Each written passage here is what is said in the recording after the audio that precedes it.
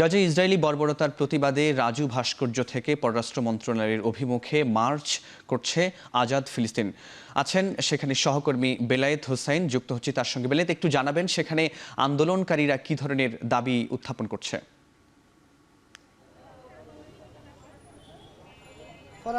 সারা পৃথিবীতে ইসরায়েলের বিরুদ্ধে যে ক্ষোভের দাবানল চলছে, সেই দাবানলের অংশ হিসাবে বাংলাদেশের রাজধানী ঢাকাতেও বিক্ষোভ কর্মসূচি অনুষ্ঠিত হচ্ছে। আজকে সকাল থেকে নানা ধরনের কর্মসূচি আমরা দেখেছি।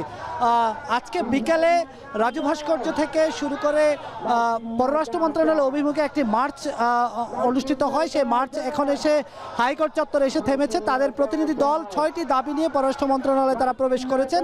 আর এই মুহূর্তে হাইকোর্ট চত্বরে তারা নেতানিয়াহুর, ইসরায়েলের প্রধানমন্ত্রী নেতানিয়াহুর কুশপুত্তলিকা দাহ করেছেন।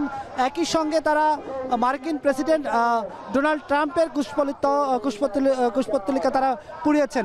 আর এর বাইরে একটু বলে রাখতে চাই যে তারা যে 6টি দাবি উপস্থাপন করেছেন, এই 6টি দাবির মধ্যে তাদের রয়েছে মার্কিন রাষ্ট্রদূতকে তলব করার দাবি তারা জানিয়েছেন।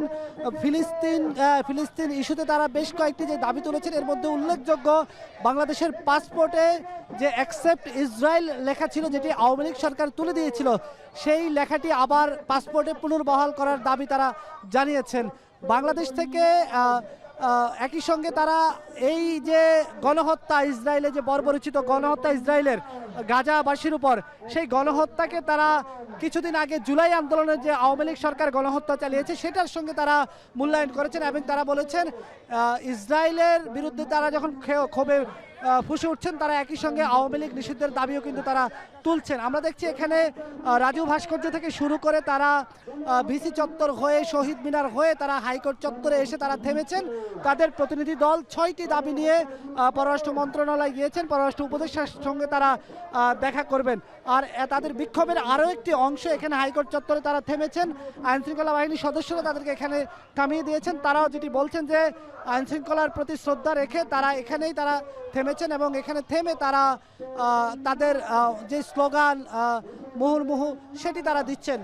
বিভিন্ন ব্যানার, প্লে কার্ড, পেস্টুনে আপনি দেখতে পাচ্ছেন যে ইসরায়েল বিরোধী স্লোগানগুলো তারা তুলে ধরছেন। তারা ফিলিস্তিনের পক্ষে কথা বলছেন, ইসরায়েলকে মুর্দাবাদ বলছেন। তারা একই সঙ্গে তারা বলছেন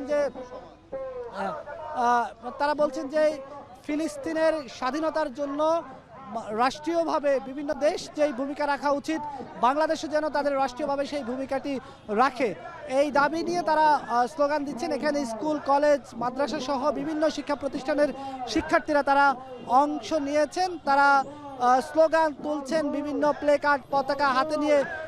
প্রত্যেকের হাতে আমরা দেখেছি ফিলিস্তিনের পতাকা রাখা আছে, পাশাপাশি বাংলাদেশের পতাকা তাদের সঙ্গে রয়েছে। বিশাল ফিলিস্তিনের পতাকা নিয়ে তারা রাজু ভাস্কর্য থেকে তারা এই পররাষ্ট্র মন্ত্রণালয়ের কাছাকাছি এসে তারা এখানে দাঁড়িয়ে তারা বিক্ষোভ করছে। তো এই ছিল আমার কাছে এখনকার মতো। গাজায় ইসরায়েলি বর্বরতার প্রতিবাদে রাজু ভাস্কর্য থেকে পররাষ্ট্র মন্ত্রণালয়ের অভিমুখে মার্চ করছে আজাদ ফিলিস্তিন। হাইকোর্ট চত্বর থেকে আমাদের সঙ্গে সে বিষয়ে জানাচ্ছিলেন সহকর্মী বেলায়েত হোসাইন।